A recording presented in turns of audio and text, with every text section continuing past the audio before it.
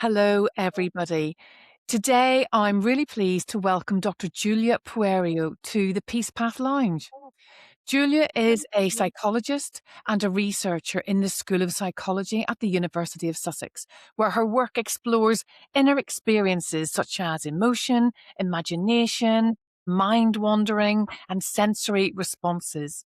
She's also widely known for her research into autonomous sensory meridian response, or ASMR, helping bring scientific attention to a phenomenon that many people experience, but few have actually studied carefully. In this conversation, we explore Julia's research journey, what the science currently tells us about sensory experience and emotional well-being, and why understanding individual differences is so important, particularly when we're supporting children and families. Julia, for people who may not know your work yet, could you please start by telling us a little bit about your role at the University of Sussex and the kind of questions that you spend your time thinking about? I'm an associate professor, which means that I spend some of my time teaching. So I teach a big module on sleep and mental health. So I also do research on sleep and mental health. And then the rest of my time I spend doing research, which involves supervising PhD students, running grants. So I have two active grants at the moment. One is looking at sleep and experiences of dissociation in young adults, and the other is looking at misophonia and whether we're currently running a clinical trial to see if we can improve misophonia symptoms with something called TVNS, which is stimulation of the vagus nerve. So that's what I'm kind of currently working on.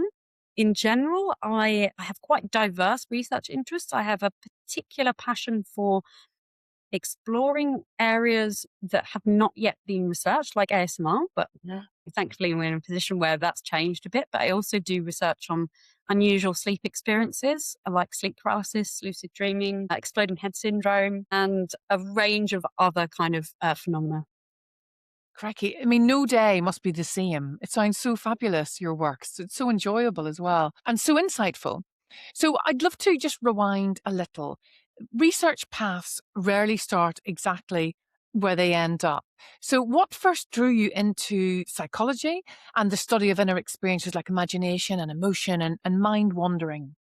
Yeah, I mean, it's such a great question because my kind of path has been very squiggly. So I originally started actually as a medical student, and I dropped out because for many reasons, but one of which was I found it very emotionally overwhelming, probably because I'm quite a sensitive person. And then that led me to kind of study psychology and philosophy, which I did at undergraduate.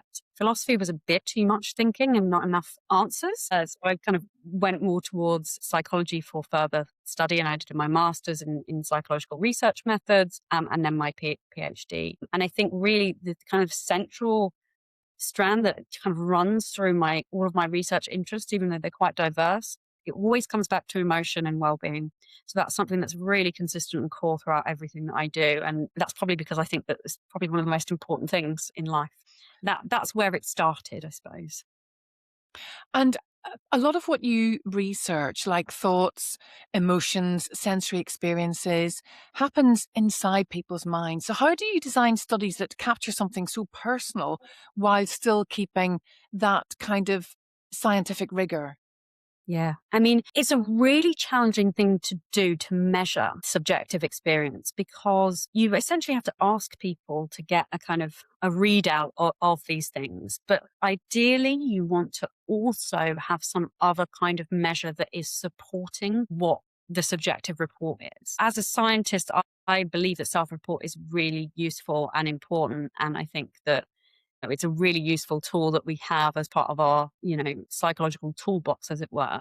But I've also tried to combine that with more kind of objective measures. So things like physiology measures, so things like heart rate, sweating responses. We've also done quite a lot of work on the neural basis of things. So I do a lot of fMRI, functional magnetic resonance imaging Uh-huh. scanning, which looks at underlying kind of connectivity patterns in the brain and also areas of activation during certain tasks. So, I tend to use lots of different methods to try and get at the same thing when I do it. I also really try to kind of ground things in lived experience as well. So one of the methods that I'm very passionate about is experience sampling methodology, which is all about trying to understand individual experiences and how they vary across time in people's natural environments. So we're Yes. doing a lot of work on that, and also using kind of wearable devices to get that more objective measurement. So,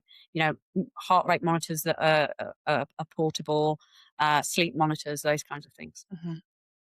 And ASMR is something that many people experience privately, often before they even realize it. And we've had a number of conversations around this, that people sometimes don't realize that it is ASMR.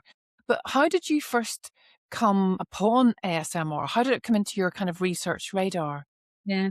I mean, this is a great question. So I have experienced ASMR for as long as I can remember. And so I experienced it as a really young child. I can remember kind of very distinct experiences of having this kind of tingling relaxation feeling when I got my feet measured for school shoes, particularly, when they do that thing and then they put the tape across and it's like, oh, it's really relaxing. And this has been something that has kind of been present throughout my whole life. And I used to kind of try and engineer situations to find this experience. So I once, for example, signed up for a credit card by accident because the person who was kind of doing it was filling out a form, and I was so relaxed and I just wanted her to keep talking to me and explaining stuff and filling out the form. So I actually was one of those people that thought that I was some kind of anomaly in experiencing this. So, unlike a lot of people, I didn't just think, oh, ASMR is something that everybody experiences. I thought there was something really odd with me. And the reason why I thought I was odd was because I asked my sister if she had this when we were kids, and she didn't. And she was like, that's weird. And so I never kind of spoke about it. But I've experienced this before I knew the term ASMR, before the term was even coined. And I used to try and find videos on YouTube of people speaking softly and explaining things to give me ASMR before there were even any ASMR videos. So this is on my personal radar for ages. And then it was during my PhD, I think it was the second year of my PhD in 2013, where I was at a conference and I was giving a talk and I'd mentioned something to do with ASMR about somebody being very relaxing and making me feel very sleepy when they were giving a presentation.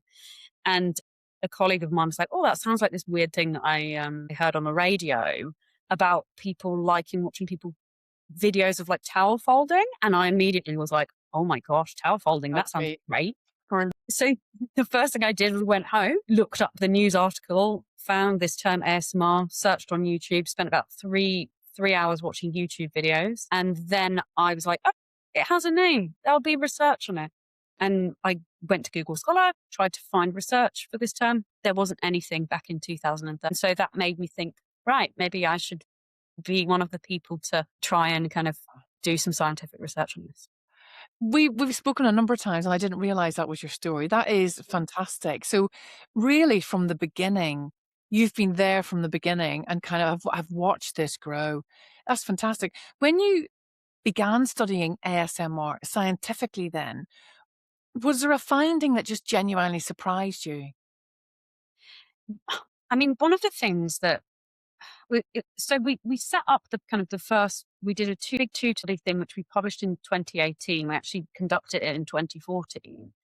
And what we were trying to do was try and use research on music-induced chills and physiology to translate that to ASMR to see if we could see if there were similar or different kind of responses. So one of the studies in there was bringing people into a laboratory environment to look at things like their heart rate and wire them up while they were watching ASMR content. And one of the things that actually I was really worried about was whether if we take people out of a natural environment and we hook them up to all these things, are they actually going to experience ASMR? Can we capture Yeah. this Uh-huh. in the laboratory context? And what surprised me was not that we could capture it, because we were able to capture it. And people said that, actually it wasn't as intense as what was happening in their real lives. And we did ask people about this because we were worried. The thing that probably most surprised me was that the participants reported to us they actually got more ASMR during the actual setup of the whole experiment than Yeah, watching all come Yeah. together. So the attaching of the sensors, the explaining, getting consent, explaining and then a lot of them would say, actually, I got the strongest ASMR from the whole interaction of this experiment rather than the videos, which I thought was amazing.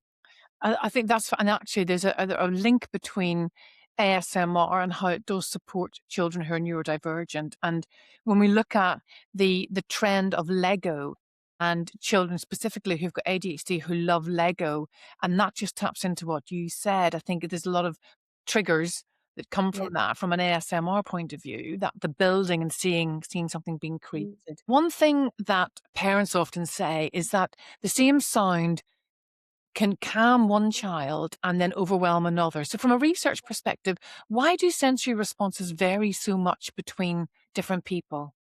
Yeah, I mean, this is a really interesting area and kind of broader area on sensory sensitivity, which is, the extent to which there are individual differences or differences between people in how they process sensory information. So even though, the outside world objectively, is there, how we experience it subjectively and how we process that information, how deeply we process that information, or how much that information affects our physiology and our emotional state can vary really widely between people. So some people are much more sensitive. So neurodiversities is associated with sensory sensitivities. We know this, whereas other people are less sensitive. And this can be a kind of a good thing and a bad thing. So I think ASMR is a really good example of where being sensitive can lead to positive emotional effects. So we know that people with ASMR experience heightened sensory sensitivity, but there are also kind of negative effects as well. And there are also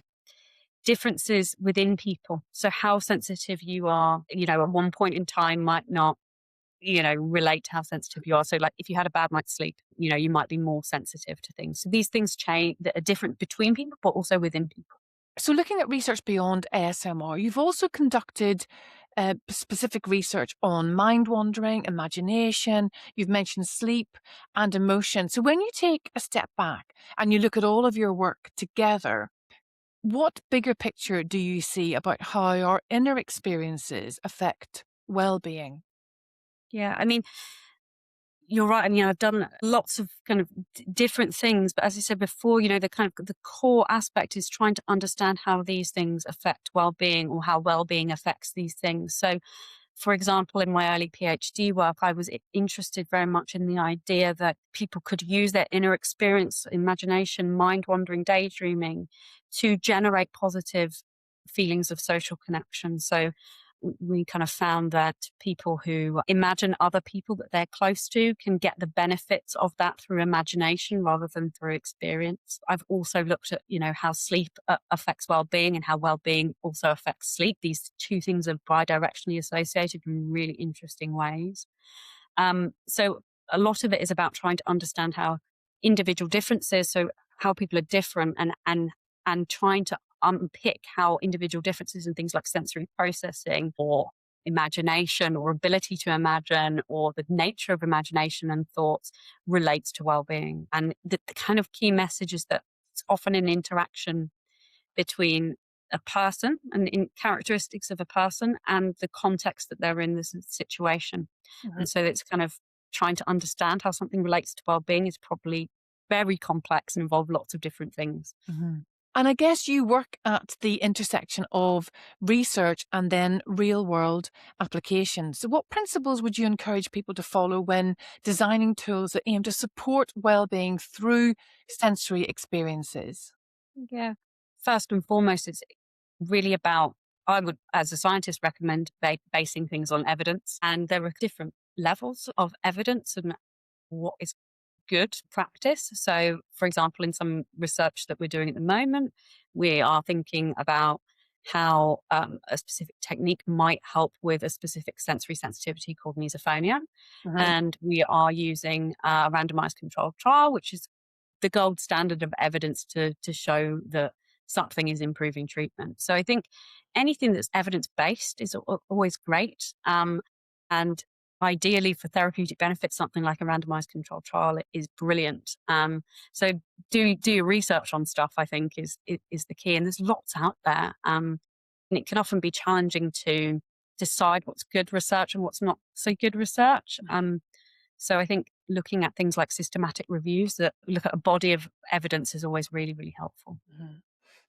I always love our conversations, and so it's been wonderful to talk to you today. Before we finish, I'm curious. After everything you've studied about sensory experience and emotion and the way people respond to sound, what feels most important for us to understand about supporting children today in this area?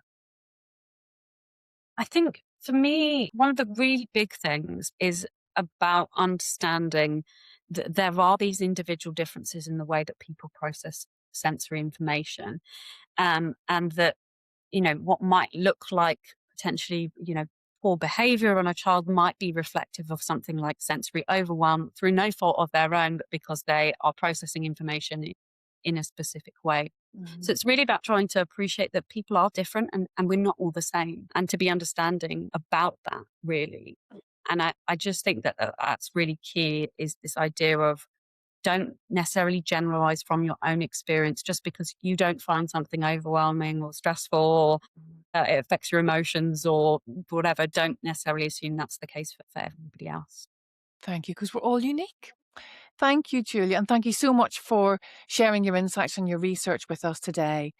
Conversations like this are exactly why the Peace Path and the circle of experts that we have within the Peace Path, this is the reason why they exist. At HushAway and across the wider Peace Path community, our goal is to help children and families find steadier moments through gentle sound and storytelling and sensory awareness, always guided by research, curiosity, and compassion. So, if today's conversation has sparked your interest, you can explore more expert conversations and resources through the Peace Path community and the HushAway Sound Sanctuary at hushaway.com. Thank you again, Julia. Lovely to speak to you. Thanks for having me.